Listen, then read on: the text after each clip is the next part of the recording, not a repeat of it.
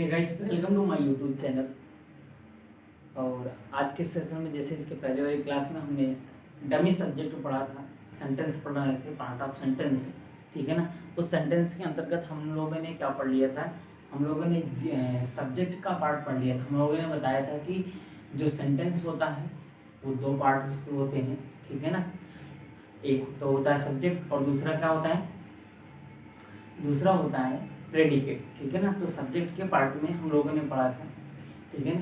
तो उसी में चल रहा था, उसी के अंतर्गत हम लोगों ने एक पढ़ा था डमी सब्जेक्ट क्या होता है, और उस डमी सब्जेक्ट को हम लोगों ने समझा था।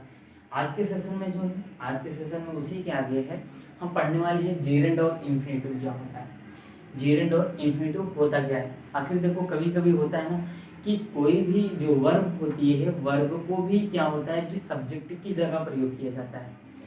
तो सब्जेक्ट की जगह जो वर्ब प्रयोग किया जाता है तो उसको हम कहते क्या है, उसका किस तरीके से यूज करते हैं, आज उसको हम क्या करेंगे, समझेंगे, ठीक है ना। कैसे प्रयोग किया जाता है, ध्यान में रखना कि जीरेंड और इन्फिनेटिव दो शब्द होते हैं, और ये जीरेंड और इन्फिनेटिव होता क्या है, अब इसको हमें समझना है।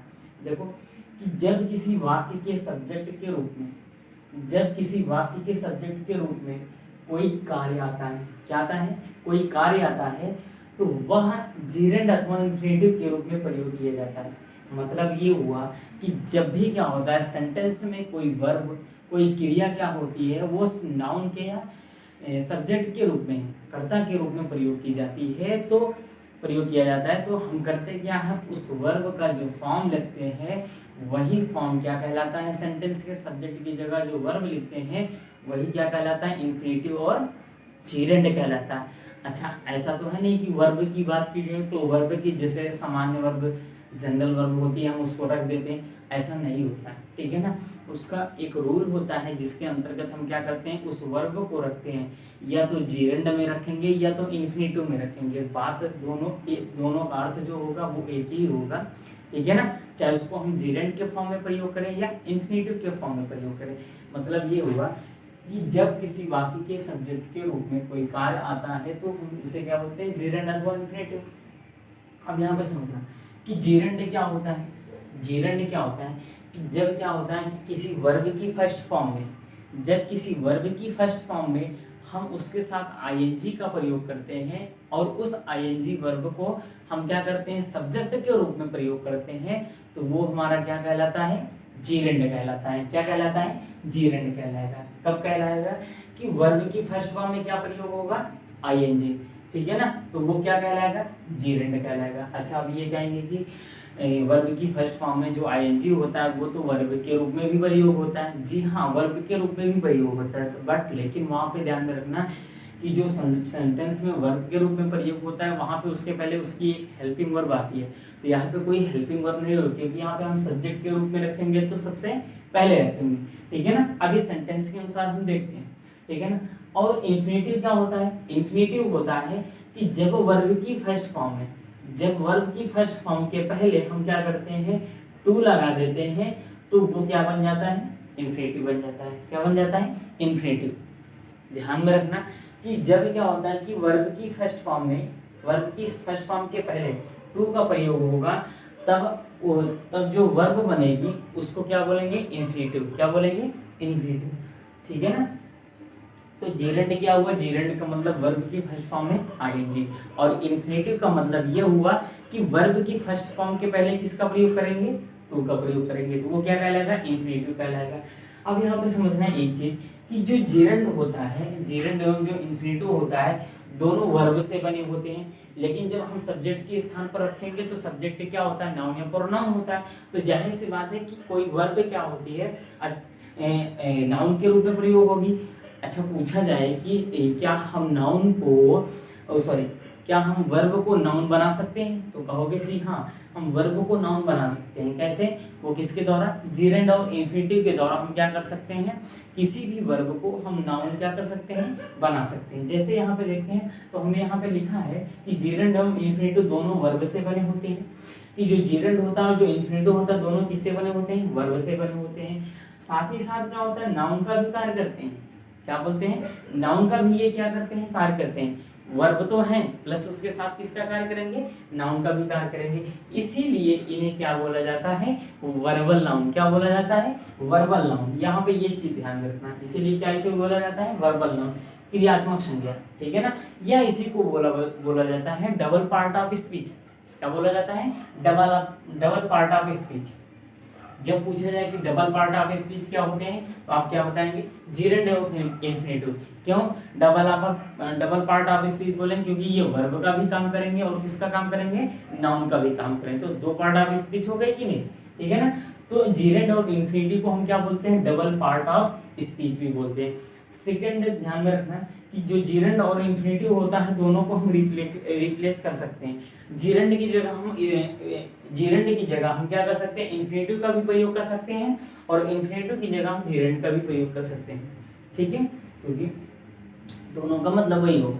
अब यहाँ पे एग्जाम्पल में ध्यान रखना कि जैसे यहाँ पे हमने कहा कि जब भी क्या होता है कि कोई सब्जेक्ट के रूप में कोई कार्य आता है, अगर सब्जेक्ट के रूप में कार्य आ गया, हमने चलो यहाँ पे लिख दिया सब्जेक्ट रूप में कार्य स्मोक, ठीक है ना।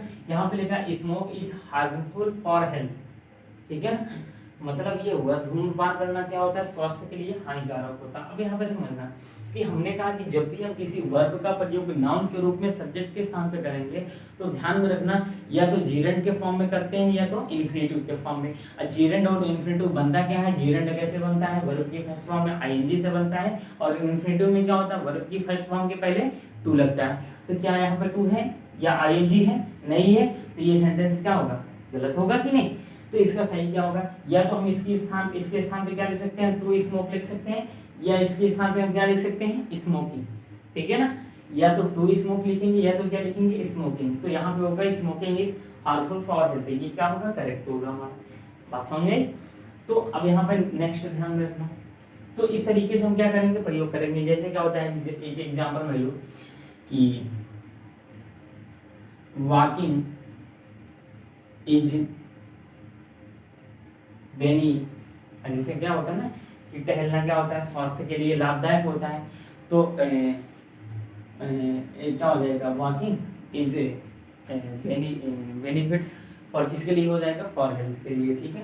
तो यहाँ पे क्या हो जाएगा, तो हम यहाँ पे किसका प्रयोग करेंगे, वॉकिंग का प्रयोग करेंगे, मतलब टहलना जो होता है स्वास्थ्य के लिए लाभदायक होता है। तो टू प्लस वॉक लिखेंगे या क्या लिखेंगे, वॉकिंग लिख सकते हैं, दोनों में से चाहे जिसका हम क्या कर सकते हैं, प्रयोग कर सकते हैं, ये चीज ध्यान में रखना, ठीक है ना। अब यहाँ पे नेक्स्ट ध्यान में रखना कि क्या बात आती है कि क्या हम जो जीरेंड होता है और जो इन्फिनिटिव होता है, इन दोनों को हम साथ में प्रयोग कर सकते हैं क्या, ठीक है ना। अब उसको समझना है, अब यहाँ पे समझना है, एक चीज लिखा है, एक हमने एक एग्जाम्पल लिखा है, to read and writing are necessary for knowledge, ठीक है। मतलब ये हुआ पढ़ना और लिखना दोनों क्या होता है, नॉलेज के लिए नेसेसरी है, आवश्यक है। क्या ये सेंटेंस करेक्ट है या इनकरेक्ट है, ठीक है ना। अब इसको हमें समझना है, ठीक है ना। चलो समझते हैं। अब यहाँ पे एक चीज समझ कि जो टू रीड एंड राइटिंग है, यहाँ पे समझना, ठीक है ना। जो यहाँ पे जो दो क्या बोला जाता है, दोनों एक साथ में प्रयोग हो रहा है, तो दोनों एक साथ में प्रयोग नहीं होगा, ठीक है ना। अब इसको क्या करते हैं, हम समझते हैं।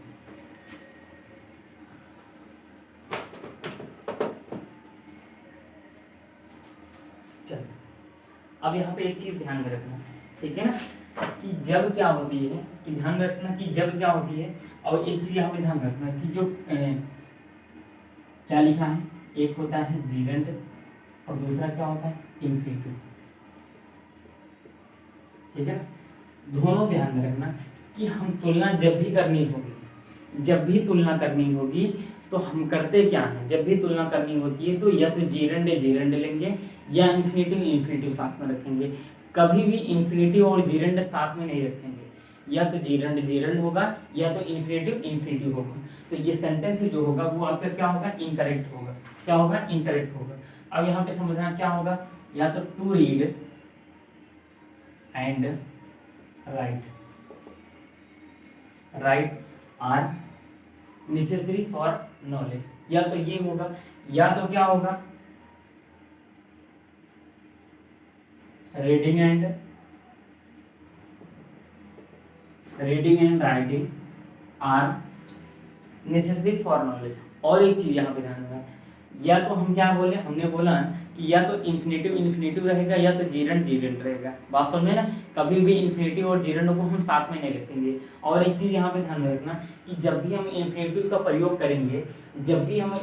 का प्रयोग करेंगे, तो अगर दो वर्ब का प्रयोग कर रहे हैं, बीच में कंजंक्शन लग रहा है, तो ध्यान में रखना कि उसके बाद कंजंक्शन के बाद जो इन्फिनेटिव होता है बिना टू के प्रयोग होता है। किसके होता है? बिना टू के प्रयोग किया जाता है। जैसे यहाँ पे हमने लिखा है टू रीड एंड राइट, यहाँ पे टू हमने नहीं लगाया है, ठीक है ना, टू यहाँ पे हमने नहीं लगाया, यहाँ पे टू का प्रयोग नहीं होगा। ध्यान में रखना कि कंजंक्शन के बाद जो भी इन्फिनेटिव का प्रयोग किया जाता है वो क्या होगा? बिना टू के प्रयोग होगा। बात में तो यहाँ पे क्या हो जाएगा? To read and write are necessary for health. और हम जब जीरेंड का प्रयोग करेंगे तो reading and writing are necessary for health. तो ये चीज ध्यान में रखना कि जब भी अगर तुलना की बात आए तो तुलना हमेशा हम किससे करेंगे? जीरेंड से करेंगे, इन्फिनेटिव से करेंगे। बात समझे? ठीक है ना? Are you getting my point? ठीक है। तो यहाँ पे ये सारी चीजें हो सकती है। बात समझे? आई होप आपको ये जो जीरेंड और इन्फिनेटिव का जो ये आज था ये समझ में आया होगा। ठीक है ना? समझ में आया कि नहीं? अगर आपको कोई भी प्रॉब्लम होती है या कोई भी क्वेरी है तो आप पूछ सकते हैं, प्लीज़ कमेंट बॉक्स में जरूर कमेंट करना। ठीक है ना? कोई भी चीज़ें हो सकती है। तो प्लीज़ अभी तक अगर मेरे चैनल को आपने सब्सक्राइब नहीं किया तो प्लीज़ चैनल को सब्सक्राइब कीजिए, शेयर कीजिए और लाइक भी कीजिए। ठीक है ना? Okay dear, be happy, be safe. ठीक है ना? घर पे रहिए, सेफ रहिए। चलो मिलते हैं नेक्स्ट वीडियो में। ठीक है?